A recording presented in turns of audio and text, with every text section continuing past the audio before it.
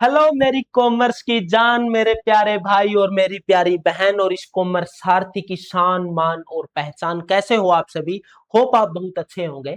आज से हम क्लास 12th के अकाउंटेंसी सब्जेक्ट का सेशन 2026-23 के लिए टॉपर सीरीज स्टार्ट कर रहे हैं। जहां हम जीरो से हीरो जीरो से हीरो तक का सफर क्या करेंगे। इस सफर का जो मेन टारगेट रहने वाला है वो है हमारा 100% मार्क्स अचीव करना आपके बोर्ड एग्जामिनेशन में। और इस जीरो से हीरो तक का जो ये सफर है, इसके लिए मैं आपको आपके सामने एक अकाउंटेंसी के कंसेप्ट, उसके फॉर्मूला,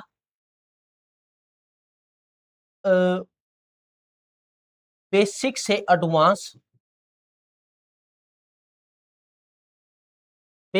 एडवांस फंडामेंटल्स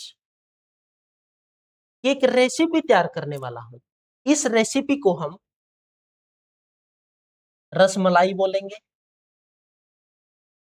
ये रसमलाई आपको आपके बोर्ड्स एग्जामिनेशन में 100% मार्क्स अचीव करने में आपकी सहायता करेगी। वो सहायता कैसे करेगी मेरे भाई, मेरे दोस्त, मेरे भाई, मेरी बहन? ये रसमलाई आपको इजी एक्सप्लेनेशन के साथ कंसेप्ट क्लैरिटी करवाएगी और बोर्ड्स एग्जाम को फोकस्ड करके आपको एग्जाम के लिए प्रिपेयर करेगी। ठीक है? अगर आपने ये सीरीज को ज्वाइन कर लिया, सीरीज में ज्वाइन मतलब सब्सक्राइब करना है। हम यहाँ डेली बेसिस पर वीडियो लेकर आने वाले हैं, बिल्कुल फ्री। ठीक है? अगर आपने इन वीडियो को बारीकी से देखा, समझा, तो मैं गारंटी देता हूं भाई, आपको किसी भी प्रकार के ट्यूशन की जरूरत नहीं है, किसी प्रकार के पर्सनल ट्यूटर की जरूरत नहीं है। ठीक है? तो चलिए शुरू करते हैं हमारे फर्स्ट लेक्चर से, हमारे फर्स्ट चैप्टर से। ठीक है? फर्स्ट चैप्टर है हमारा साझेदारी फर्मों के खाते एवं उनके आधारभूत सिद्धांत। ठीक है? क्या भाई आपने कभी साझेदारी शब्द सुना है? बिल्कुल सुना है सर। कहाँ सुना है? जब सर हम छोटे होते थे, आई मीन 11th क्लास में थे, तो हमने अपनी बिजनेस स्टडी के अंदर व्यवसाय के प्रकार को पढ़ा था। व्यवसाय के प्रकार क्या क्या होते हैं? एकल स्वामित्व या एकल एकाकी व्यापार, एकल स्वामित्व, संयुक्त हिंदू परिवार,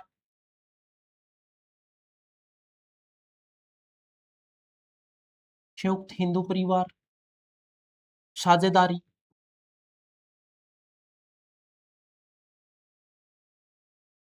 कोऑपरेटिव सोसाइटी या सहकारी समिति,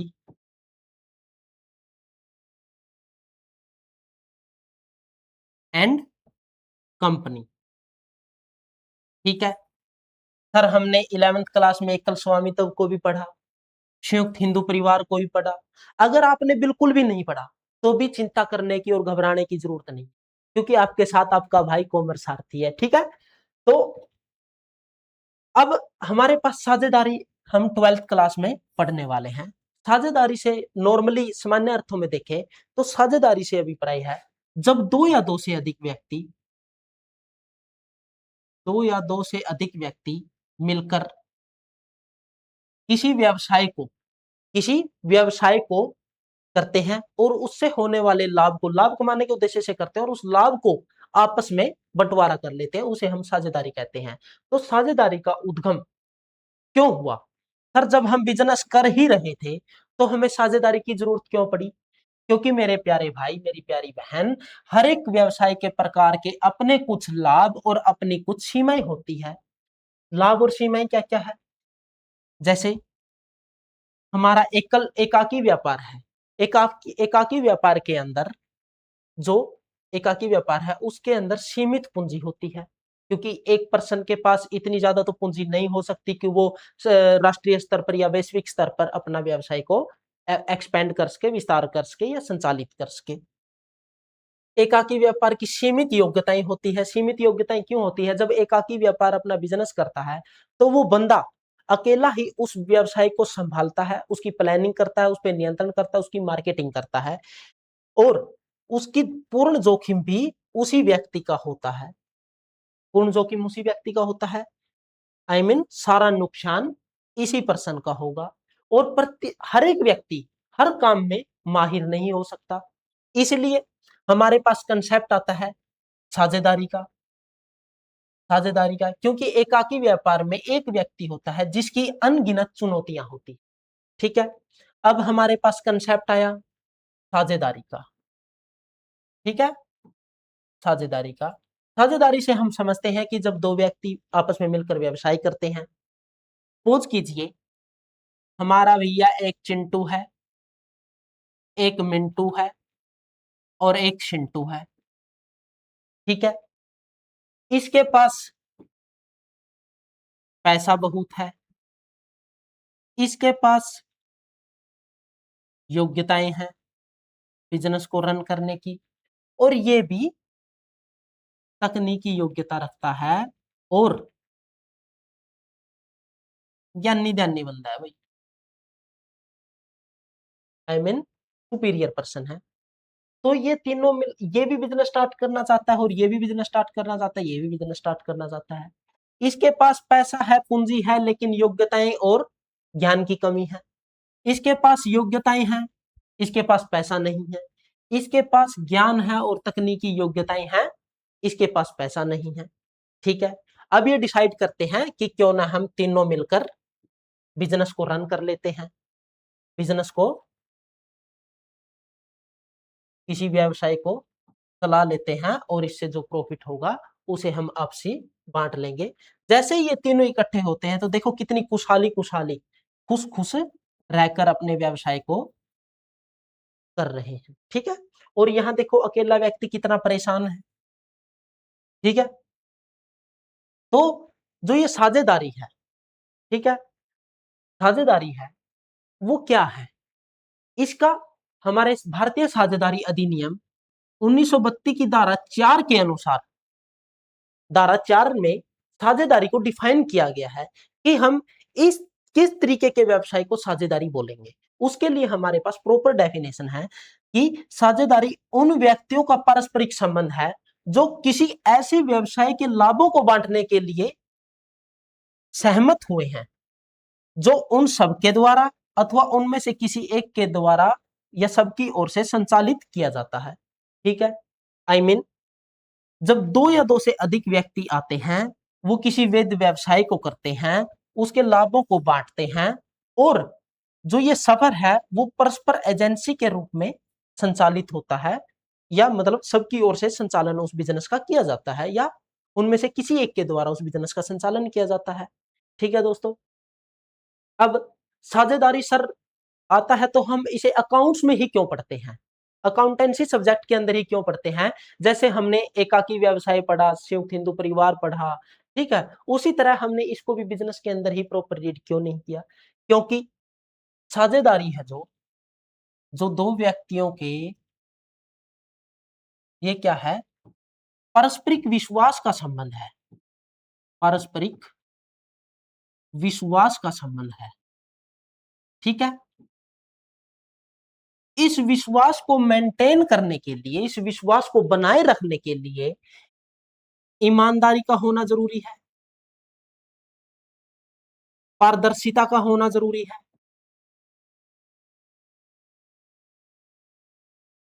और व्यवसाय जो ये कर रहे हैं उसका सही लेखा जोखा और सही चित्र की प्रस्तुत करने की एक जिम्मेवारी है। तो इन्हीं कारणों से हम साझेदारी के लिए अपने अकाउंट्स बनाते हैं, इसलिए हम साझेदारी व्यवसाय को अकाउंटेंसी के अंदर रीड करते हैं। ठीक है, और साझेदारी के, अब देखिएगा, साझेदारी तो हमने रीड कर लिया, साझेदारी के मूल तत्व क्या है? क्वेश्चन में, एग्जाम में क्वेश्चन आएगा कि राइट डाउन, मतलब साझेदारी के मूल तत्व के बारे में लिखिए। ठीक है, साझेदारी के मूल तत्व, इन्हें हम साझेदारी की विशेषताएं भी बोल सकते हैं, विशेषताएं भी बोल सकते हैं, इन्हें हम लक्षण भी बोल सकते हैं साझेदारी के। ठीक है दोस्तों, और ये मूल तत्व भी है। जो मूल तत्व है, ये 6 मूल तत्व है साझेदारी के, जो क्या है, दो या दो से अधिक व्यक्ति होंगे, दो या दो से अधिक व्यक्ति होंगे, कम से कम इन्होंने कहा जो हमारा पार्टनरशिप एक्ट है उसने डिफाइन किया, जो हमारा पार्टनरशिप एक्ट 1932 है उसने डिफाइन किया कि कम से कम 2 व्यक्ति होने चाहिए, साझेदारी कहलाएगी वो। लेकिन हमारे पार्टनरशिप एक्ट ने उसके मैक्सिमम नंबर को उसके मैक्सिमम नंबर को डिफाइन नहीं किया। मिनिमम तो डिफाइन कर दिया कि 2 मेंबर्स होंगे, 2 सदस्य होंगे, ठीक है, लेकिन मैक्सिमम डिफाइन नहीं किया। मैक्सिमम डिफाइन नहीं किया तो मैक्सिमम डिफाइन किसने किया? कंपनी एक्ट ने। कंपनी एक्ट ने डिफाइन किया। कंपनी एक्ट 1956 के द्वारा डिफाइन किया गया है जो बैंकिंग बिजनेस है, जो बैंकिंग बिजनेस है उसके मैक्सिमम नंबर हो गए 10 और जो अदर बिजनेस है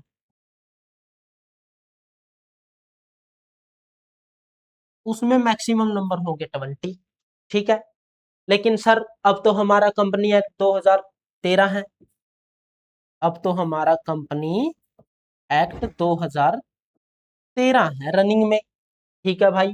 ये आपको इसलिए बताया कि कई बार एमसीक्यू के अंदर या ऑप्शनल जो क्वेश्चन आता है आपका उसके अंदर एग्जामिनर स्पेशली पूछ लेता है कि कंपनी एक्ट 1956 के तहत बैंकिंग व्यवसाय के लिए मैक्सिमम सदस्य कितने होते हैं, तो आपका 10 होंगे और अदर बिजनेस के लिए 20 होंगे। इसलिए ये आपको कंसेप्ट रीड करवाया है।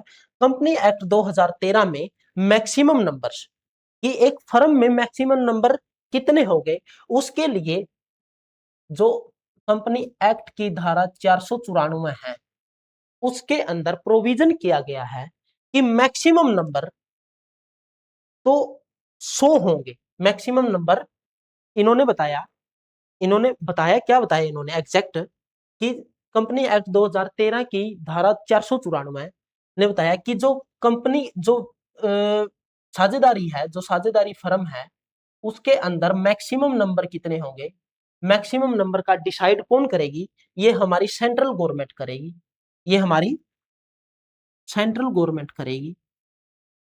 अब क्या सर सेंट्रल गवर्नमेंट तो 500 भी कर देगी, 200 भी कर देगी, 1000 भी कर देगी, ठीक है। लेकिन कंपनी एक्ट 2013 के धारा 494 में ये बात डिफाइन कर दी कि सेंट्रल गवर्नमेंट तो मैक्सिमम नंबर डिसाइड करेगी लेकिन उसकी भी कुछ सीमाएं हैं। सेंट्रल गवर्नमेंट वो 100 मेंबर से ऊपर मेंबर डिसाइड नहीं कर सकती, ठीक है। ये कंसेप्ट समझो एक बार दोबारा। कंपनी एक्ट 2013 की धारा 494 में बताया है कि सेंट्रल गवर्नमेंट फर्म के जो साझेदारी फर्म है उसके अंदर मैक्सिमम पार्टनर कितने हो सकते हैं इस चीज का डिसीजन कौन देगी?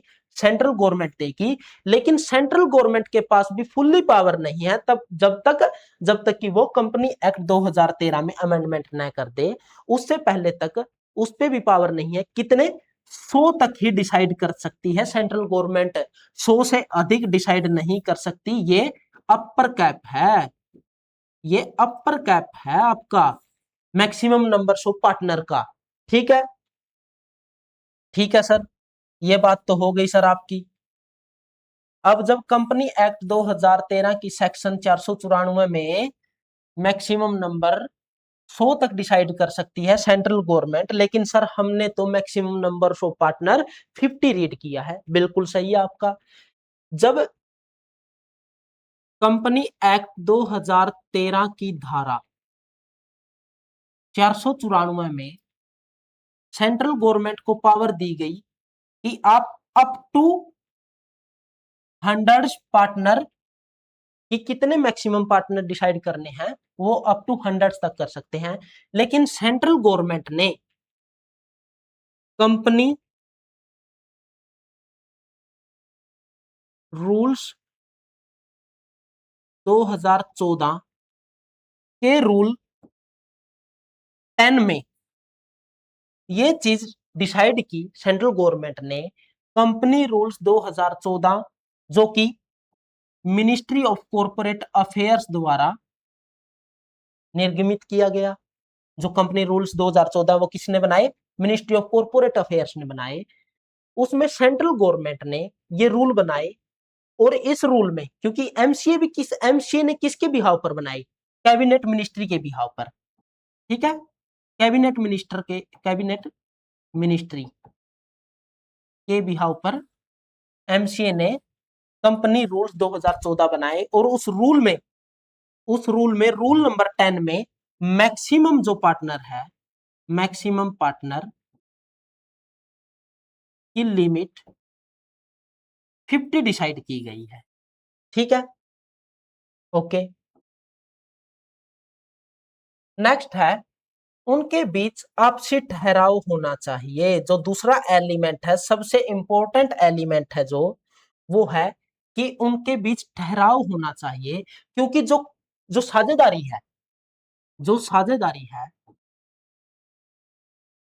जो साझेदारी फर्म है, वो दो पार्टनर है या दो से अधिक पार्टनर है, उनके आपसी उनके आपसी ठहराव के कारण, उनके आपसी ठहराव से साझेदारी व्यवसाय की उत्पत्ति होती है। ठीक है, मतलब कि जो साझेदारी व्यवसाय बनेगा वो ठहराव से बनेगा, न कि कानून से। ठीक है, वो कानून से नहीं बनेगा, कानून से नहीं बनेगा, वो ठहराव से बनेगा। ठीक है, ठहराव होता क्या है? जब दो या दो से अधिक व्यक्ति किसी शर्त पर, ठहराव होता क्या है? मान लीजिए कोई शर्त है, या कोई बातचीत है, या कोई समझौता है, उस पर दोनों दोनों व्यक्ति आपस में सहमति दर्ज करते हैं, अपनी सहमति दर्ज करते हैं, तो उसे हम ठहराव कहते हैं। ये हो गया हमारा लीगल वे में इसका अर्थ, कानूनी तरीके से ठहराव का अर्थ ये होता है। ठीक है, तो जन्म तो जो पार्टनरशिप है उसका जन्म ठहराव से होता है, कानून से नहीं होता। तीसरा मुख्य एलिमेंट क्या है? जो हमारे बिजनेस है, जो हमारी व्यवसायी फर्म है, उसका तीसरा मुख्य एलिमेंट या तीसरा मुख्य तत्व या घटक है आपका वैध व्यवसाय होना चाहिए। मतलब जो व्यवसाय है वो वैध होना चाहिए। सपोज कीजिए दो पार्टनर इकट्ठे हुए, मान लीजिए चिंटू और मिंटू इकट्ठे हुए, उन्होंने अपना ठहराव किया, सहमति दर्ज की कि हम दोनों ना मिलकर चोरी करेंगे और एटीएम को लूटेंगे। एटीएम से उन्होंने बेनिफिट तो हुआ, बेनिफिट भी होगा और लाभ का बंटवारा भी कर लिया, ठहराव भी और दो व्यक्ति भी है। चिंटू और मिंटू ने, ये चिंटू है ये मिंटू है हमारे भाई, इन्होंने ठहराव किया कि हम चोरी करेंगे और एटीएम से चोरी करके जो धन मिलेगा, जो लाभ होगा हमें, उसे हम आपस में बांट लेंगे। देखिएगा, चारों के चारों फैक्टर है, क्या हम इसे साझेदारी बोलेंगे? बिल्कुल भी नहीं बोलेंगे। क्यों नहीं बोलेंगे? क्योंकि चोरी करना इलीगल है, जो चोरी करना है वो इलीगल है, अवैध है, वो अवैध है। ठीक है, इसका मतलब क्या हुआ कि जो व्यवसाय होगा, जो दो आपस में व्यक्ति मिलकर जो काम करेंगे, जो बिजनेस करेंगे, वो बिजनेस हमारा वैध होना चाहिए, वैध व्यवसाय होना चाहिए, और उसका लाभ कमाना उसका उद्देश्य होना चाहिए। तीसरा एलिमेंट हमारा समझिएगा, वैध व्यवसाय व लाभ का उद्देश्य होना चाहिए। सपोज कीजिए, अब चिंटू और मिंटू ने चोरी छोड़ दी, इन्होंने ये बोले कि हम तो ना अपना कोई वैध व्यवसाय करेंगे, वैध व्यवसाय करेंगे, लीगल व्यवसाय करेंगे।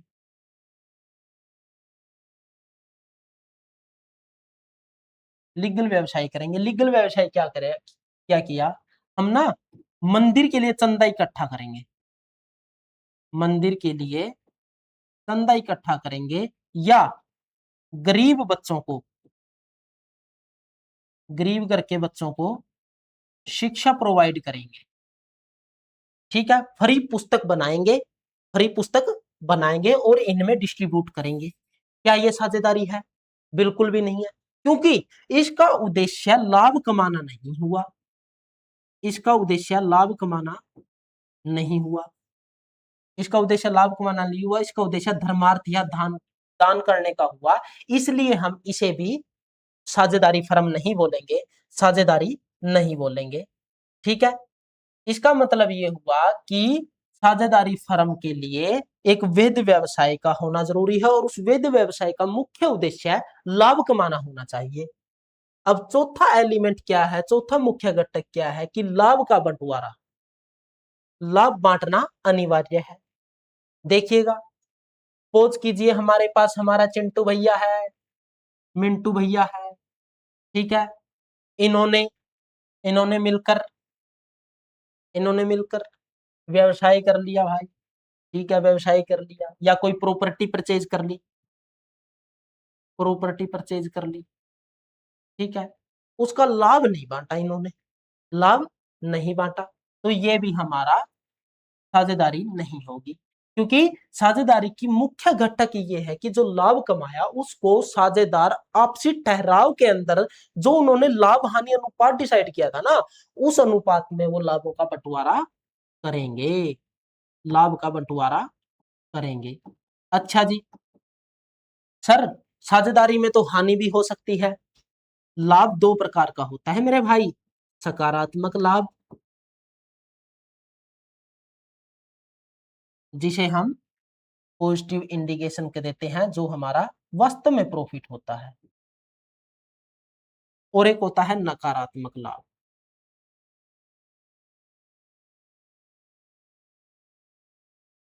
जो होता है हमारा माइनस, मीन लॉस।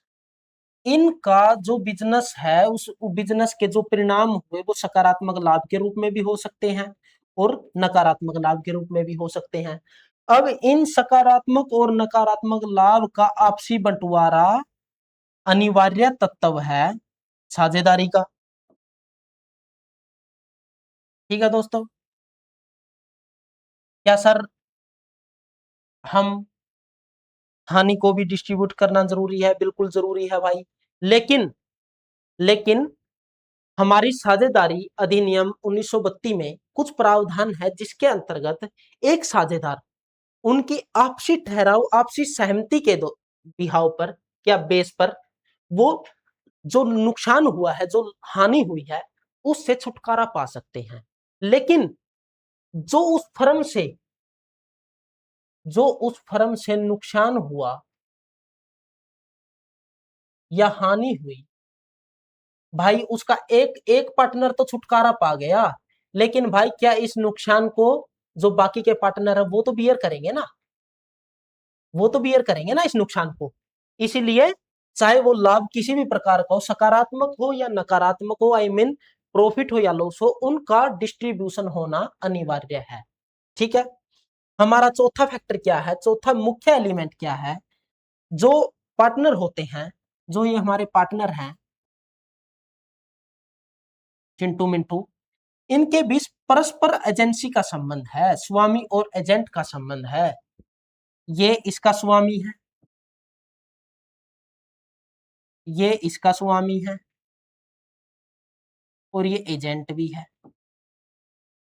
ये जो ये है चिंटू है,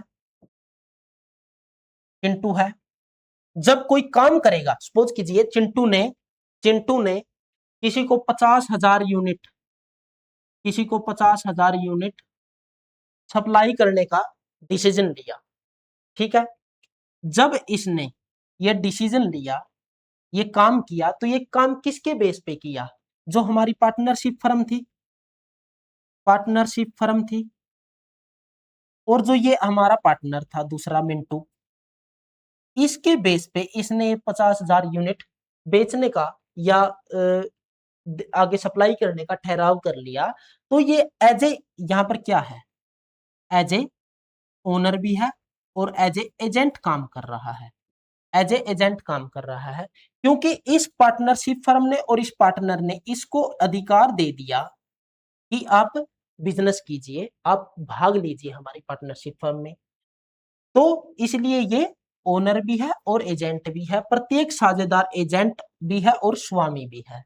ठीक है, स्वामी ये इस तरीके से है कि इसका बराबर का हिस्सा है पार्टनरशिप में, या मतलब पार्टनरशिप का ये पार्टनर है तो ये स्वामी है, मालिक है। और एजेंट इसलिए भी है कि इसने इस पार्टनरशिप और इस पार्टनर के बेस पे ये सप्लाई का जो एग्रीमेंट किया है, ठीक है। इसने एज ए एजेंट और एज ए ओनर भी काम किया है, ठीक है। अब छठा एलिमेंट है, जो मुख्य एलिमेंट है, वो है हमारी साझेदारी फर्म का जो संचालन होगा। जो साझेदारी फर्म का संचालन होगा वो या तो सभी के द्वारा होगा, सभी के सभी पार्टनर आएंगे, अपने बिजनेस को रन करेंगे, कोई कुछ कर रहा है, कोई कुछ कर रहा है, सभी के सभी अपनी इस साझेदारी फर्म के व्यवसाय में इंड्यूल्स होंगे, शामिल होंगे, ठीक है। या फिर इन सभी की, जो ये सभी है, सभी की तरफ से किसी एक के द्वारा हमारा जो बिजनेस है वो रन किया जाएगा, ठीक है। भाई मिंटू के पास कैपिटल थी, उसके पास योग्यता नहीं है, उसने बोल दिया कि चिंटू आप अपना बिजनेस रन करो, हमने पूंजी लगा दी, आप ही करो, तो वो चिंटू की तरफ से भी अपना मिंटू बिजनेस रन करेगा, ठीक है। एक होता है, एक दूसरी क्या होती है कि फर्म के प्रति उत्तरदायित्व, फर्म के प्रति उत्तरदायित्व, ये भी इसका एक मुख्य एलिमेंट है। उत्तरदायित्व क्या है कि प्रत्येक साझेदार सामूहिक रूप से, यह फर्म हो गई अपनी, ये फर्म है अपनी, ये साझेदार है, ये भी साझेदार है, ये भी साझेदार है, ठीक है।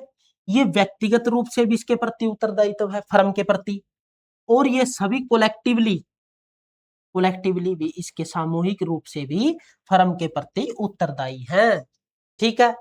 इसलिए इसलिए साझेदारी फर्म को, इसलिए साझेदारी फर्म है जो अपनी साझेदारी फर्म है, उसका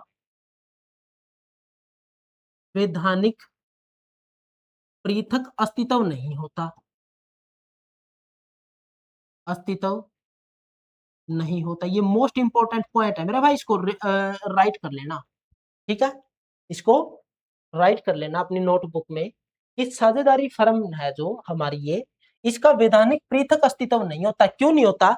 क्योंकि जो साझेदारी है ना, जो उसके पार्टनर है, साझेदार है, वो कोलेक्टिवली और इंडिविजुअली साझेदारी फर्म के प्रति उत्तरदायी होते हैं।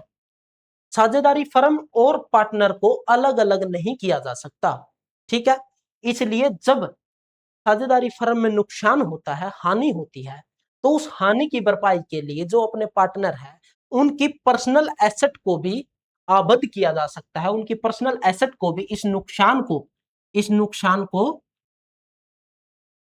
वहन करने के लिए उनकी जो पर्सनल एसेट है उसको भी आबद्ध किया जा सकता है, उसको भी यूज किया जा सकता है, ठीक है। अगर अगर इन 6 से 7 तत्वों में से कोई सा एक तत्व भी किसी भी व्यवसाय में शामिल नहीं है, तो उसे हम साझेदारी फर्म नहीं बोलेंगे, उसे हम साझेदारी व्यवसाय नहीं बोलेंगे, ठीक है। इन 6 तत्वों के बगैर हमारी साझेदारी फर्म बिल्कुल अधूरी है, ठीक है। अब हमारे साझेदार के अधिकार क्या हैं, मतलब उनकी चाबियां, क्या क्या चाबी है उनके पास, साझेदारी फर्म में जब हिस्सा लेते हैं तो उनके पास क्या क्या अधिकार, चाबी है। अच्छा समझिएगा, तो ये हमारा चिंटू है या मिंटू है, ठीक है, इन्होंने ठहराव किया, व्यवसाय किया, ठीक है, व्यवसायिक फर्म बना ली इन्होंने, ठीक है। जो ये चिंटू मिंटू है ना, इन्हें तो हम बोलेंगे साझेदार, ठीक है, साझेदार। जो इनका आपसी संबंध है ना, इसको बोलेंगे हम साझेदारी। और इस साझेदारी के कारण जो प्रभाव में आया, जो हमें रिजल्ट मिला, उसे हम बोलेंगे साझेदारी फर्म, साझेदारी फर्म। और इस साझेदारी फर्म को जिस नाम से रन करेंगे उसे हम बोलेंगे साझेदारी फर्म का नाम, साझेदारी फर्म का नाम, ठीक है मेरे भाई, ओके। अब नेक्स्ट टॉपिक है आपका, इस साझेदारी फर्म में एक साझेदार के क्या क्या अधिकार होते हैं, क्या क्या उसके पास उस बिजनेस को रन करने के लिए उसके पास उसकी की होती है, चाबियां होती है, ठीक है। साझेदार के अधिकार हम ब्रॉडली देखें तो, मतलब व्यापक तरीके से देखें हम, अगर आपने ऐसे ही मेंशन कर दिया ना एग्जाम में, अगर क्वेश्चन आ जाता है 2 नंबर में या 4 नंबर में कि एक साझेदारी फर्म में एक साझेदार के क्या क्या अधिकार होते हैं, तो वो अधिकार है संचालन का अधिकार, उसके वित्तीय अधिकार और सुरक्षात्मक अधिकार। ठीक है, संचालन का अधिकार क्या है कि प्रत्येक व्यक्ति को व्यवसाय के संचालन में भाग लेना। ठीक है, जो प्रत्येक साझेदार है उसको व्यवसाय के संचालन में प्रॉपरली भाग लेने का अधिकार है। उसे दूसरा साझेदार ये नहीं बोल सकता कि भाई आप मत आया करिए ऑफिस में, आप मत अपनी कंपनी के फर्म में, जो फर्म है अपनी फैक्ट्री है वहां मत आया करिए, आप उसे रोक नहीं सकता। ठीक है, तो व्यवसाय के संचालन में भाग लेने का पूर्णतः अधिकार है प्रत्येक साझेदार को। ठीक है, सभी मामलों में परामर्श लिया जाना चाहिए। एक दूसरा अधिकार क्या है, जो संचालन का अधिकार है, जिसमें हम बिजनेस को रन करते हैं। जब भी हम हमारी साझेदारी फर्म के हम बड़े बड़े मैटर्स या डिसीजन लेते हैं, उसमें प्रत्येक साझेदार से सलाह लेने का अधिकार है। उसे अधिकार है, इस चिंटू को अधिकार है कि जो डिसीजन लिए जाएंगे फर्म में, उसमें इससे सलाह ली जाए, इससे परामर्श लिया जाए। ठीक है, ये चिंटू का अधिकार है। इसी प्रकार मिंटू का भी अधिकार है कि जब भी फर्म, जैसे मान लो फर्म ने एक्सपेंशन करना है, या मान लो किसी दूसरी शहर में कोई ब्रांच ओपन करनी है, या किसी दूसरे शहर में ब्रांच को क्लोज करना है, तो ये बड़े डिसीजन हो गए फर्म के। तो इन डिसीजन में प्रत्येक साझेदार की सलाह या परामर्श लेना जरूरी है, इसीलिए ये साझेदार का एक अधिकार है। लेखा पुस्तकों की जांच करना एवं प्रतिलिपि प्राप्त करना। प्रत्येक साझेदार, चाहे वो बिजनेस में भाग ले रहा है या नहीं ले रहा, या बिजनेस के संचालन में भागीदार है या नहीं है, लेकिन वो पार्टनर है, तो उस पार्टनर को फर्म की प्रत्येक बुक में, प्रत्येक अकाउंटिंग बुक को चेक करने का अधिकार है मेरे भाई। तो आप कोई दूसरा पार्टनर उसको ये नहीं बोल सकता कि भाई आपका संचालन में हिस्सा नहीं है, आप संचालन तो नहीं कर रहे, मतलब भागीदार नहीं हो संचालन करते टाइम, संचालन तो किसी एक के द्वारा किया जा रहा है, सभी की ओर से। तो वो अकेला पर्सन इन सभी को ये नहीं बोल सकता कि आपको लेखा पुस्तकें मैं नहीं दिखाऊंगा, या मैं तो आपको इसकी कोई कॉपी नहीं दूंगा। तो प्रत्येक साझेदार को फर्म की जो लेखा पुस्तक है ना, जो अकाउंटिंग बुक्स है, उसकी जांच करने का अधिकार है। वो किसी भी टाइम जांच कर सकता है, और इनकी एक एक फोटोकॉपी भी प्राप्त कर सकता है। ठीक है, अब हमारे वित्तीय अधिकार क्या क्या है कि जो ठहराव के अनुसार हमारा निश्चित अनुपात तय हुआ था ना, उसमें लाभ हानि प्राप्त करने का, उसमें उसमें लाभ हानि प्राप्त करने का हमारे पास प्रॉपर अधिकार है। ठीक है, ये हो गया हमारा वित्तीय अधिकार। वित्तीय अधिकार में जब साझेदार ठहराव करता है, उस ठहराव के अंदर हम ये चीज डिसाइड करते हैं कि जो फर्म का लाभ होगा वो किस रेशो में, कितने हिस्से में पार्टनर्स के बीच डिवाइड किया जाएगा, डिस्ट्रीब्यूट किया जाएगा। तो निश्चित अनुपात में लाभ हानि प्राप्त करने का अधिकार है। फर्म की संपत्ति का संयुक्त स्वामी, सपोज कीजिए कि 3 व्यक्ति थे, तीनों ने कोई बिजनेस स्टार्ट किया। अब उन दो की तरफ से किसी एक के द्वारा बिजनेस रन किया जा रहा है। सपोज मान लीजिए कि हमारे ये तीनों बंदे थे, ठीक है, इन्होंने ये बिजनेस किया। अब ये इन दोनों की तरफ से अकेला ये पर्सन बिजनेस को रन कर रहा है।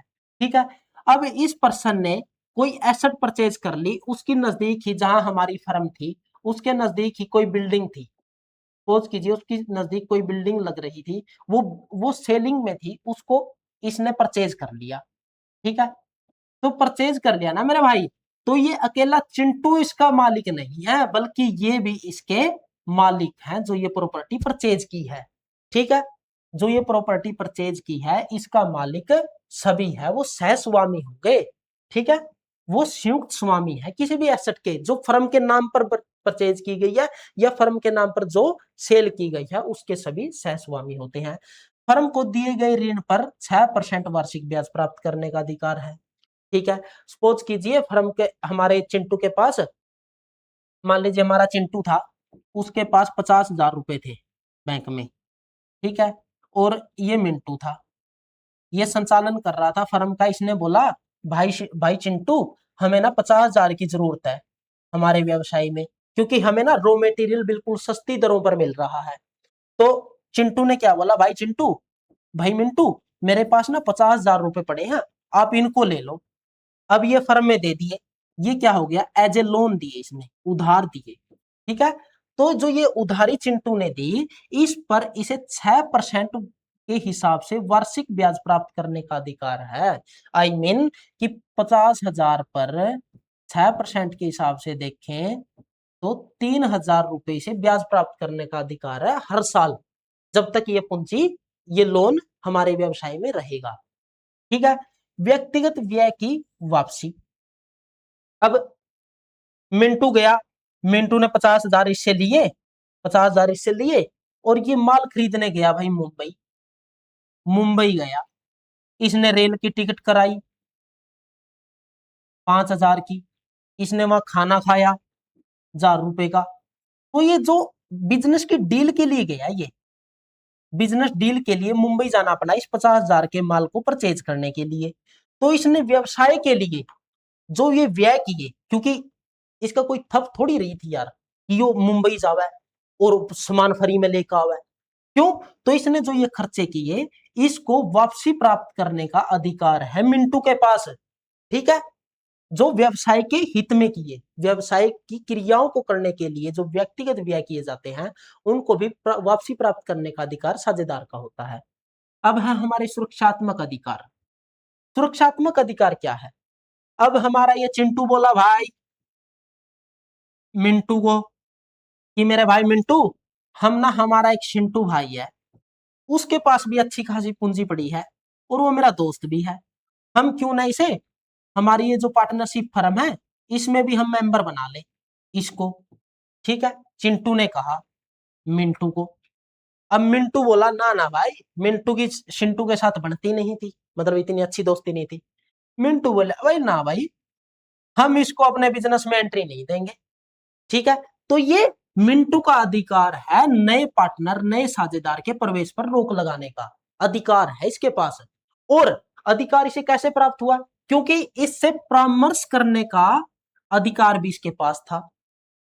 मिंटू के पास व्यवसाय जो हमारी ये फर्म है, ए फर्म है, इस फर्म के सभी डिसीजन में मिंटू के पास परामर्श लेने का अधिकार है। चिंटू, अगर मान लो चिंटू कोई फर्म में डिसीजन लेगा तो वो मिंटू से लेगा परामर्श। जैसे ही परामर्श लेता है चिंटू को फर्म में ऐड करने के लिए, तो मिंटू इसे मना कर देता है कि हम नहीं ऐड करेंगे भाई, आपको पार्टनर नहीं बनाएंगे। क्यों नहीं बनाएंगे? क्योंकि इसकी इसके साथ बनती नहीं थी, इसलिए इसने अपना इस अधिकार को यूज कर लिया कि वो नए साझेदार के प्रवेश पर रोक लगा दिया। ठीक है, अब इनकी आपस में मन मुटाव हो गया, चिंटू का और मिंटू का मन मुटाव हो गया। क्यों हो गया? चिंटू चाहता था चिंटू को बिजनेस में पार्टनर बनाना, मिंटू ने मना कर दिया, मन मुटाव हो गया। अब मिंटू को लगा भाई ये तो धोखा देगा तेरे को, ये तो कोई कपट या मिसबिहेव करेगा, या फिर इसने कोई और रीजन भी हो सकता है, ये तो एग्जाम्पल है, जस्ट एग्जाम्पल है, कोई और रीजन भी हो सकता है। इसको लगा कि अब वो सक्षम नहीं है व्यवसाय करने के लिए, व्यवसाय को आगे रन करने के लिए, या फिर उसे फ्यूचर में कोई भारी भरकम नुकसान की आशंका है किसी अनहोनी घटनाओं के कारण। ठीक है, तो वो कहेगा, तो उसके पास अधिकार है कि वो एक उचित नोटिस देकर अवकाश ग्रहण कर सकता है। वो अपने साझेदारी फर्म से अपना साझेदार जो हिस्सा है वो वापसी ले सकता है या अवकाश ग्रहण कर सकता है एक उचित नोटिस के तहत। ठीक है, ये हो गए हमारे साझेदार के मुख्य अधिकार। अब है हमारा साझेदारी संलेख, जिसे हम पार्टनरशिप डीड कहते हैं, पार्टनरशिप डीड। ठीक है, पार्टनरशिप डीड में इसे हम साझेदारी विलेख भी कहते हैं, इसे हम विलेख भी कहते हैं। आप कहीं विचरण मत जाना जब ये शब्द आ जाए एग्जाम एग्जाम में, विलेख, इसे हम साझेदारी विलेख भी कहते हैं। साझेदारी विलेख को हम प्राय फर्म का संविधान कहते हैं। फर्म का संविधान क्यों? क्योंकि जो ये संलेख है ना, ये संलेख जो हमारे चिंटू मिंटू थे ना, चिंटू मिंटू थे, इन्होंने जो ठहराव किया था किसी बिजनेस को करने का, इस ठहराव में इन्होंने कुछ शर्तें रखी थी, कुछ शर्तें थी जिसमें अधिकार दायित्व लिखे हुए थे, अधिकार दायित्व थे, ठीक है। इन अधिकार दायित्व या ठहराव जो लिखित रूप में रखा गया ना, उसे हम साझेदारी संलेख कहते हैं। और इसे हम फर्म का संविधान इसलिए कहते हैं क्योंकि ये साझेदारी में जब भी कोई डिस्प्यूट होता है वहां पर ये गाइड करता है। जैसे हमारा भारत का संविधान हमें, हमारे भारत के नागरिकों को हर तरीके से गाइड करता है, मार्गदर्शन करता है, उसी प्रकार जो साझेदारी विलेख है, संलेख है, वो साझेदारी फर्म के पार्टनर्स को हर डिसीजन पर, हर पॉइंट पर गाइड करती है, मार्गदर्शन करती है, उसके रूल रेगुलेशन को डिसाइड करती है कि किस तरीके से बिजनेस करना, कितना कितना किस किस जगह इन्वेस्टमेंट करना, ये सभी चीजें फर्म का संविधान डिसाइड करता है। और फर्म का संविधान हमारा साझेदारी संलेख होता है। इसलिए साझेदारी का जन्म है ना, जो साझेदारी का जन्म वो ठहराव से होता है। मैंने बताया था ना कि साझेदारी का जन्म ठहराव से होता है, कानून से नहीं होता। ये हमारा एक एमसीक्यू बन सकता है आपके एग्जाम में, ठीक है। साझेदारी का जन्म कैसे होता है? ऑप्शन आएगा कानून से, ठहराव से, ठीक है, बोथ ए एंड बी, इनमें से कोई नहीं, तो आपने ऑप्शन सेलेक्ट करना है ए, ठहराव से, ठीक है।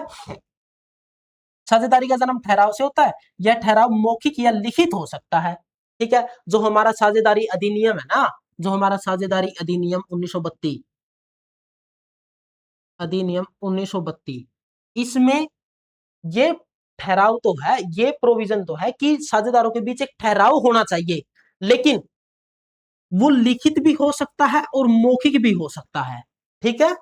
इस बात में, इसमें कोई प्रॉपर कंडीशन नहीं है कि वो लिखित ही होना चाहिए, वो दोनों रूप में हो सकता है, मौखिक और लिखित दोनों हो सकते हैं। भविष्य के झगड़ों से बचने के लिए इसे लिख लेना सबसे अच्छा है, लेकिन इसे लिखना ही सबसे बेहतर है अगर हम फ्यूचर के डिस्प्यूट से बचना चाहते हैं, जो आपसी साझेदार के बीच में गड़बड़ा जाता है मामला, ठीक है। अब साझेदारी संलेख है, इसमें क्या होता है?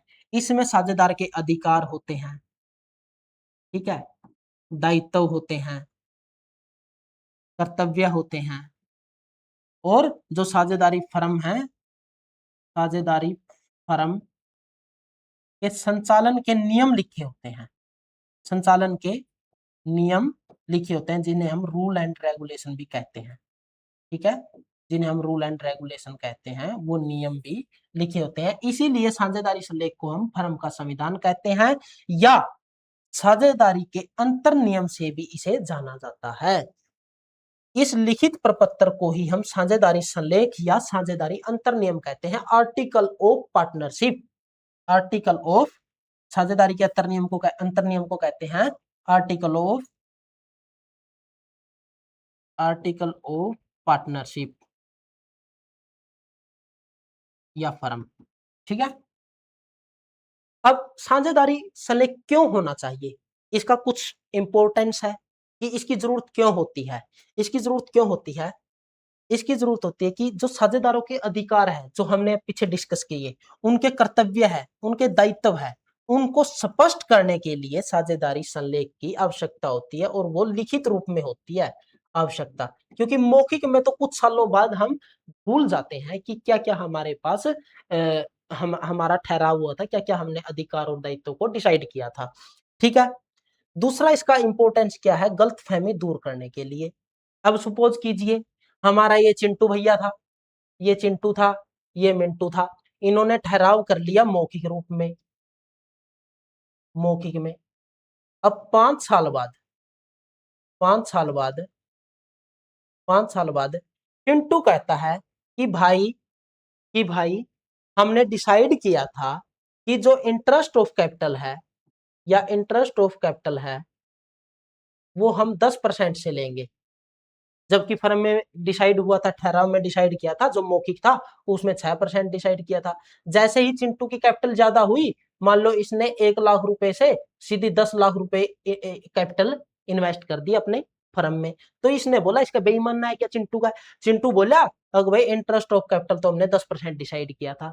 इन्हीं गलत फहमियों से बचने के लिए अब बोला कि हमने तो ना प्रॉफिट एंड लॉस की जो रेशो थी, जो रेशो की डिस्ट्रीब्यूट करने की जो रेशो थी, वो 2:1 नहीं थी, बल्कि वो 5:2 थी, ठीक है। अब इसका चिंटू का बेईमानना है क्या? इन्हीं गलतफहमियों से बचने के लिए, इन्हीं गलतफहमियों को दूर करने के लिए हमारा साझेदारी अधिनियम 1932 कहता है कि हमारे पास एक साझेदारी सलेख होना चाहिए, और वो भी लिखित में ही प्राथमिकता दी जाती है कि लिखित में होना चाहिए।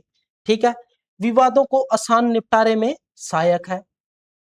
अब मिंटू ने मना कर दिया, बोला भाई ना ना भाई, हमारी रेशो तो 2:1 की थी, जो प्रॉफिट एंड लॉस को डिस्ट्रीब्यूट करने की थी। चिंटू गया कोर्ट में, क्योंकि इनका मौखिक था, कोई सबूत तो था ही नहीं इनके पास, मौखिक ठहराव हुआ था। तो ये बोला कि सर हमारी तो 5-2 थी। तो ऐसी ऐसी सिचुएशन में जब कोर्ट में मामला चला जाता है, तो कोर्ट भी हमारे साझेदारी सलेख को बेस बनाकर डिसीजन देता है। तो विवादों के आसान निपटारे के लिए हमें साझेदारी सलेख बनाना अनिवार्य है। ठीक है, चाहे वो मौखिक हो या लिखित हो। अगर साझेदारी हमारी फोर्स में आ गई, साझे हमारे पार्टनरशिप एक्ट 1932 जिस हमारे जो पूर्वज थे उन्होंने बनाया, उस टाइम बड़ा व्यापक माइंड से बनाया गया था, बहुत सोच समझ कर बनाया गया था कि सपोज कीजिए भाई साझेदारी में आ गए। ठीक है, अच्छा पार्टनरशिप डीड होती क्या है, जो साझेदारी संलेख है वो होता क्या है, उसके अंदर हम क्या क्या मेंशन करेंगे, वो किस तरह का दिखने में कैसा लगेगा, उसके अंदर क्या क्या इंफॉर्मेशन ऐड करनी है, क्या क्या चीजें हम उसके अंदर ऐड करेंगे, और क्या क्या चीजें लिखेंगे, किस प्रकार से लिखेंगे। ठीक है, उसकी भी हम 4 पार्ट में उसे डिवाइड कर सकते हैं।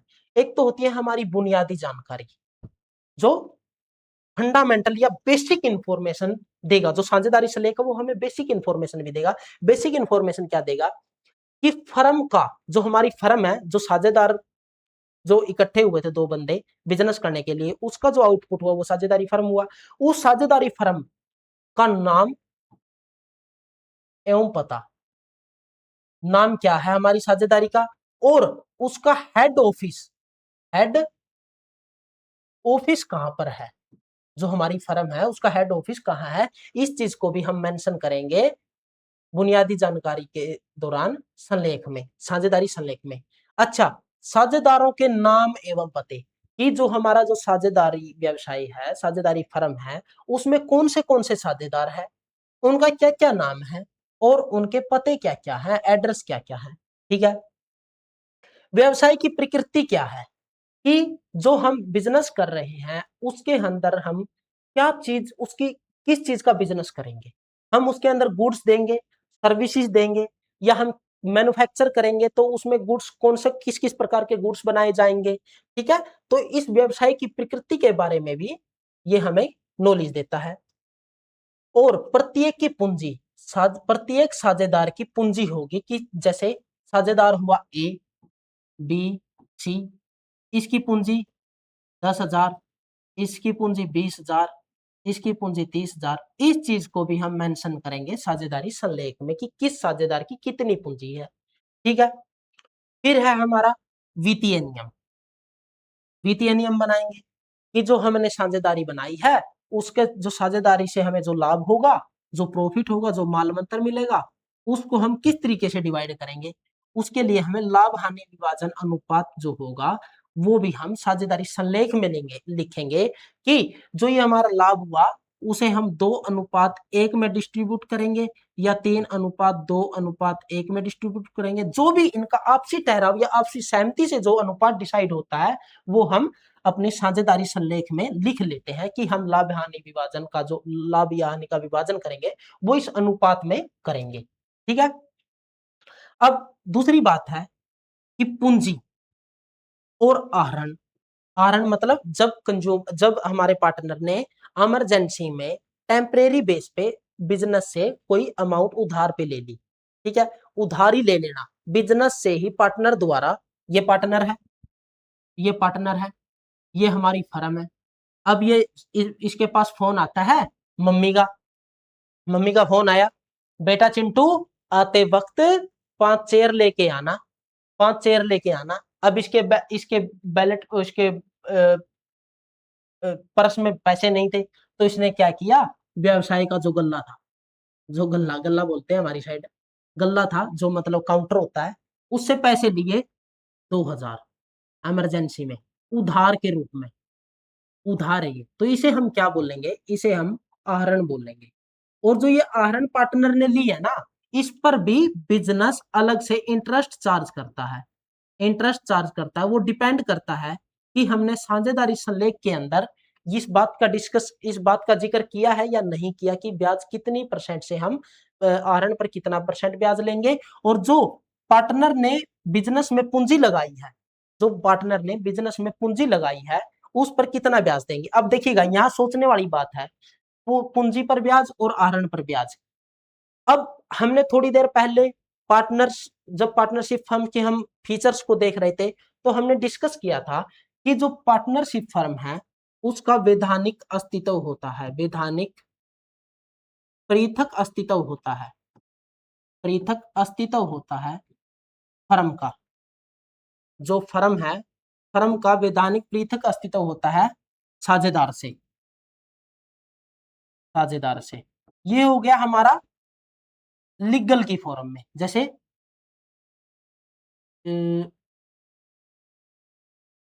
कानून के हिसाब से देखें, कानून कौन सा, पार्टनरशिप एक्ट 1932 के नजरिए से देखें तो फर्म का वैधानिक पृथक अस्तित्व नहीं होता, वैधानिक नहीं होता। मतलब जो साझेदार है और जो हमारी फर्म है वो एक ही है, वो एक ही है, इसे हम अलग अलग नहीं कर सकते, ठीक है।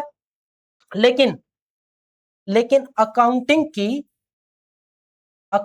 के पर्सपेक्टिव से देखा जाए, अकाउंटिंग के पर्सपेक्टिव से देखा जाए तो अकाउंटिंग के पॉइंट ऑफ व्यू से देखा जाए तो साझेदार है ना, जो साझेदार है, साझेदार का फर्म से पृथक अस्तित्व मानकर चलते हैं हम, पृथक अस्तित्व है। ये किसके पॉइंट ऑफ व्यू से है, ये अकाउंटिंग के पॉइंट ऑफ व्यू से है। जब हम पार्टनरशिप फर्म की अकाउंटिंग करेंगे तो उस अकाउंटिंग करते वक्त हमें बिजनेस के पॉइंट ऑफ व्यू से देखना है पार्टनर को, और पार्टनर को हम इस बिजनेस से, जो हमारा बिजनेस है उससे हम अलग समझेंगे। जो ये पार्टनर है और जो ये हमारा बिजनेस है ये अलग पर्सन है और ये अलग पर्सन है। तो इसके पॉइंट ऑफ व्यू से हम एंट्री करेंगे।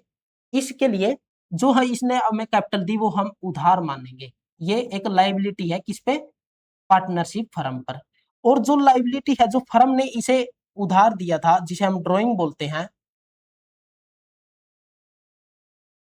जो ड्राइंग है वो पार्टनर पर क्या है, लायबिलिटी है, दे है, ये दायित्व है पार्टनर का, ठीक है। इसलिए जब हम पूंजी और आहरण पर ब्याज की दर क्या रहने वाली है इसका भी जिक्र हम पार्टनरशिप डीड में करेंगे।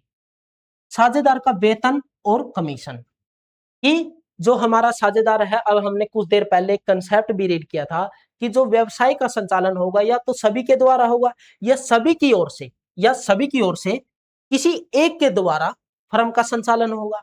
अब सपोज कीजिए कि तीन पार्टनर थे, अब सपोज कीजिए तीन पार्टनर थे, ठीक है।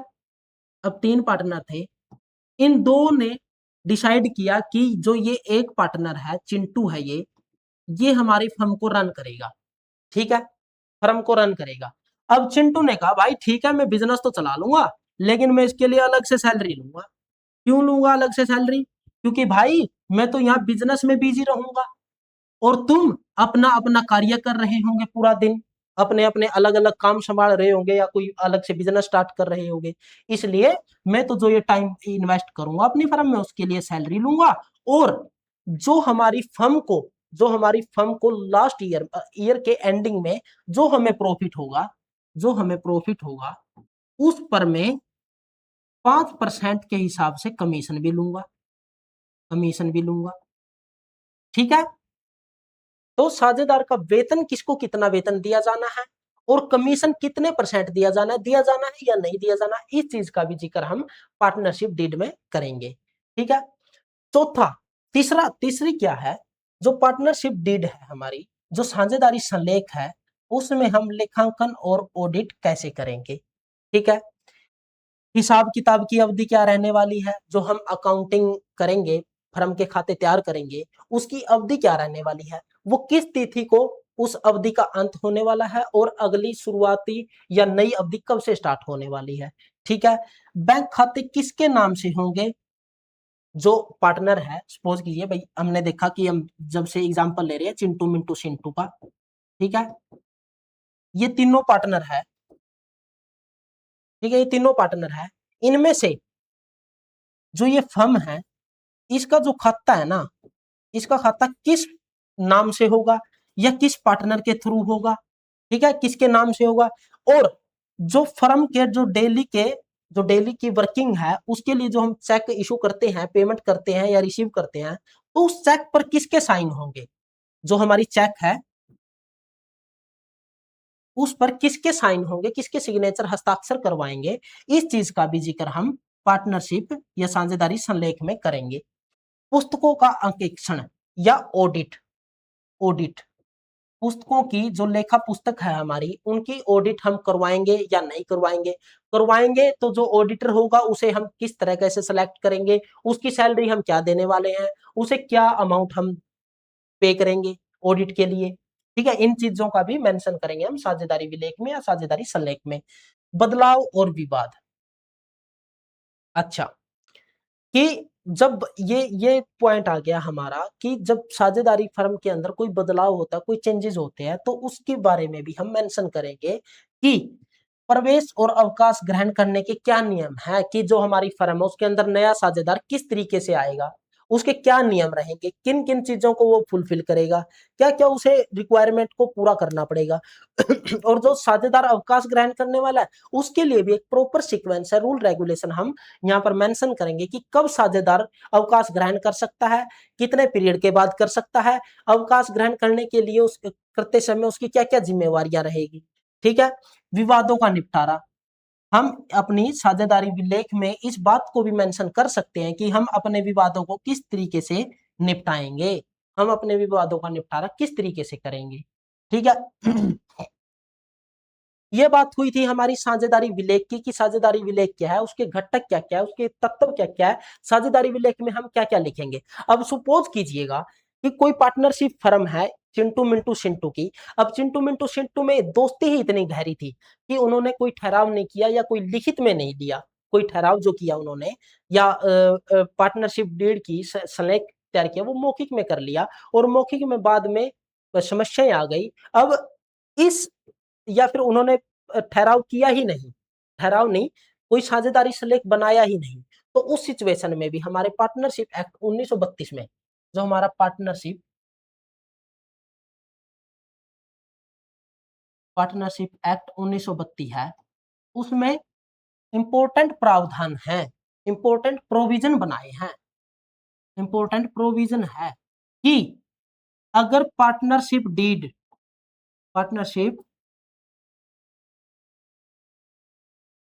absent है या बनाई ही नहीं, तो उस समय उस सिचुएशन में हम कैसे मामलों को निपटाएंगे या विवादों को निपटारा करेंगे, किस तरीके से हम बिजनेस को रन करेंगे, हमारे व्यवसाय को रन करेंगे, ठीक है। लाभ हानि का विभाजन कैसे करेंगे, अगर संलेख है, साझेदारी संलेख या विलेख या पार्टनरशिप डीड हमने बनाई है, तो उस पार्टनरशिप डीड में मेंशन नियम के अनुसार करेंगे। अगर नहीं है, अगर नहीं है तो संलेख के अभाव में हम क्या ट्रीटमेंट देने वाले हैं, तो जो हमारा लाभ हानि होगा, प्रॉफिट एंड लॉस होगा, उसे हम इक्वली रेशो में डिस्ट्रीब्यूट करेंगे पार्टनर के बीच, ठीक है, पार्टनर के बीच, ठीक है, उसे हम इक्वल डिस्ट्रीब्यूट करेंगे।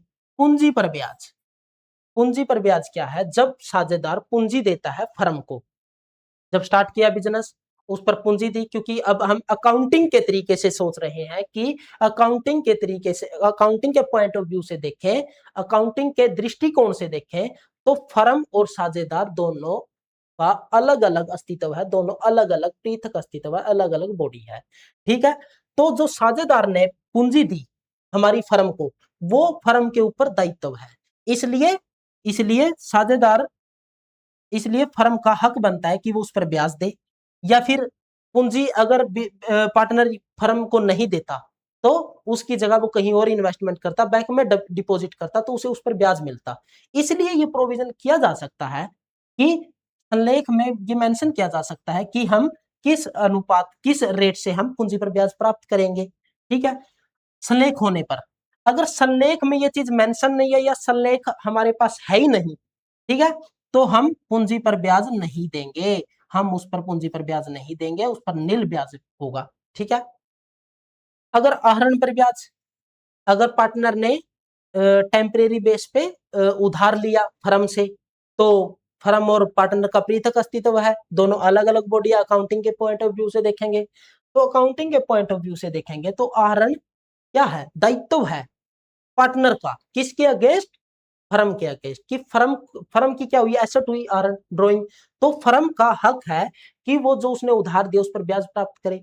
अगर ये चीज मेंशन की है हमने हमारे साझेदारी सलेख में, तो हम उस सलेख में जिस हिसाब से हमने, जिस परसेंटेज से हमने डिसाइड किया कि इस परसेंटेज से हम आहरण पर ब्याज देंगे लेंगे, तो उस हिसाब से होगा। अदरवाइज सलेख नहीं है, साझेदारी सलेख नहीं है, तो इसके अभाव में आहरण पर ब्याज नहीं लगेगा, उस पर नील ब्याज लगेगा, जीरो ब्याज लगेगा। ठीक है। साझेदारी को वेतन या कमीशन, अब जो साझेदार है उसको संलेख में, अगर संलेख है और उस संलेख में मेंशन है कि वेतन और कमीशन किस हिसाब से दिया जाना है, तो फिर संलेख के अनुसार दिया जाएगा। अगर संलेख ही नहीं है, साझेदारी संलेख या साझेदारी विलेख ही नहीं है, तो जो हमारा वेतन है या कमीशन है वो दिया ही नहीं जाएगा, वो नहीं दिया जाएगा, मतलब नील होगा। ठीक है। अब बात आ गई कि ऋण, जब साझेदार ने फर्म को ऋण दिया, तो अगर विलेख है, अगर विलेख है, मान लीजिए डीड है, हमारी पार्टनरशिप डीड है, उसमें हमने मेंशन कर रखा है कि हम जो लोन है उस पर 10% से इंटरेस्ट चार्ज करेंगे, तो फिर तो 10% के हिसाब से देंगे हम, विलेख के हिसाब से। अगर पार्टनरशिप विलेख नहीं है या साझेदारी विलेख नहीं है, साझेदारी विलेख नहीं है, तो साझेदार के ऋण पर ब्याज, यदि कोई साझेदार फर्म को ऋण देता है तो उस पर 6% वार्षिक ब्याज दिया जाएगा। यह ब्याज हानि की दशा में भी अवश्य दिया जाएगा। ठीक है, ये इंपॉर्टेंट पॉइंट है। जो इंटरेस्ट ऑन लोन है वो पार्टनर को हानि होने की दशा में भी दिया जाएगा, और किस रेट से दिया जाएगा, 6% के हिसाब से दिया जाएगा, अगर साझेदारी विलेख में इंटरेस्ट ऑन लोन पर कोई अभी तक प्रोविजन नहीं है। ठीक है। सेकेंडरी रूल्स क्या है, नए साझेदार का प्रवेश सभी साझेदारों की सहमति के बिना संभव नहीं है। ठीक है। ये भी हमारा पार्टनरशिप एक्ट 1932 डिसाइड करता है, डिसीजन बताता है कि अगर सभी साझेदार एग्री नहीं है तब तक, अगर विलेख नहीं है और विलेख के अभाव में कोई पार्टनर चाहता है कि हम इसे साझेदार बना ले, तो वो दूसरे नया साझेदार बनाने के लिए उसे सभी साझेदारों की सहमति अवश्य चाहिएगी। अगर सभी साझेदार सहमत है तभी नया साझेदार प्रवेश कर सकता है।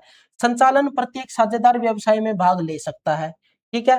निरीक्षण प्रत्येक साझेदार पुस्तकों की जांच और प्रतिलिपि ले सकता है। ठीक है। अब प्रोविजन क्या है, अगर विलेख नहीं है हमारे पास, सपोज कीजिए हमारे पास विलेख नहीं है और फर्म ने, तो इस विलेख न होने पर हमारा इंडियन पार्टनरशिप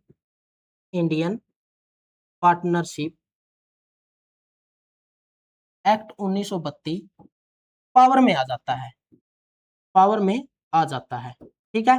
पावर में आ जाता है, तो अगर कोई पार्टनर है और वो हमारी फर्म जैसा या हमारे साझेदारी फर्म के व्यवसाय जैसा कोई अलग से प्रोडक्ट बेच रहा है, या कोई हमारी फर्म के साथ कंपटीशन कर रहा है, वही हमारी फर्म का साझेदार है, मान लीजिए चिंटू है, ये मिंटू है, इन्होंने ये फर्म बनाई है, और ये चिंटू है ना, ये चिंटू अलग से भी हमारी फर्म है, जो ये फर्म ये बनाती है, मान लीजिए ये हमारी बनाती है जींस की पैंट, जींस की पैंट बनाती है।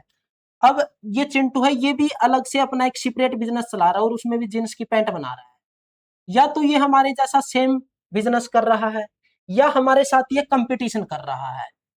तो इस सिचुएशन में हमारी पार्टनरशिप एक्ट 1932 कहता है कि चिंटू ने जो बेनिफिट कमाया इस अलग बिजनेस से, तो उसमें भी पार्टनरशिप फर्म का हक होगा, उसमें भी भाग होगा हमारी पार्टनरशिप फर्म का। ठीक है। ये पॉइंट इंपॉर्टेंट है, नोट कर लीजिएगा। अच्छा, पार्टनरशिप लेखांकन का मार्ग क्या है। ठीक है। हमारे चिंटू मिंटू भैया ने, ये चिंटू था, ये मिंटू था और ये चिंटू था, इन्होंने फर्म की स्थापना कर ली। फर्म की स्थापना कैसे की? ठहराव किया, ठहराव किया, ठहराव किया हुआ लिखित, क्या लिखित साझेदारी संलेख बनाया गया? यदि हाँ बनाया गया तो संलेख में लिखी शर्तों के अनुसार सारा लेखांकन होगा। जो हम अकाउंटिंग करेंगे ना, अकाउंटिंग करेंगे, अगर देखो चिंटू मिंटू सिंटू ने बिजनेस स्टार्ट किया, बिजनेस स्टार्ट किस बिहाव पे किया? इन्होंने ठहराव किया। अगर ठहराव था, ठहराव मतलब जो हमारा लिखित था साझेदारी संलेख, अगर साझेदारी संलेख लिखित था, लिखित था, तो जो हमारी अकाउंटिंग करेंगे हम आगे आगे जो आने वाले वीडियो में हम बताएं अकाउंटिंग करेंगे ना सवाल, उनमें हम अकाउंटिंग करेंगे इस लिखी हुई शर्तों के अनुसार। ठीक है, अगर नहीं था, अगर नहीं था लिखित साझेदारी विलेख नहीं था, संलेख नहीं था, तो हम अकाउंटिंग किस बिहाव पर करेंगे, किस बेस पर करेंगे? वो हम करेंगे भारतीय साझेदारी अधिनियम 1932 के प्रावधान लागू होंगे, जिसमें लाभ हम इक्वल बांटेंगे, जो प्रॉफिट होगा हमें प्रॉफिट एंड लॉस होगा वो इक्वली डिस्ट्रीब्यूट किया जाएगा, जो इंटरेस्ट ऑन लोन होगा मतलब पार्टनर ने जो फर्म को लोन दिया, उधार दिया, उस पर हम 6% के हिसाब से ब्याज प्राप्त करेगा पार्टनर, कोई वेतन या ब्याज नहीं दिया जाएगा। ठीक है दोस्तों, चलिए आप इस वीडियो को बिल्कुल ध्यान से देखिएगा, अगर एक बार में समझ में ना आए तो दोबारा वीडियो को चलाकर स्टार्ट कीजिएगा। ठीक है, ये नोट्स में आपको प्रोवाइड करवा दूंगा 1-2 दिन में। मिलते हैं कल नेक्स्ट वीडियो में नेक्स्ट टॉपिक के साथ अच्छे से। ठीक है, ओके बाय, थैंक यू।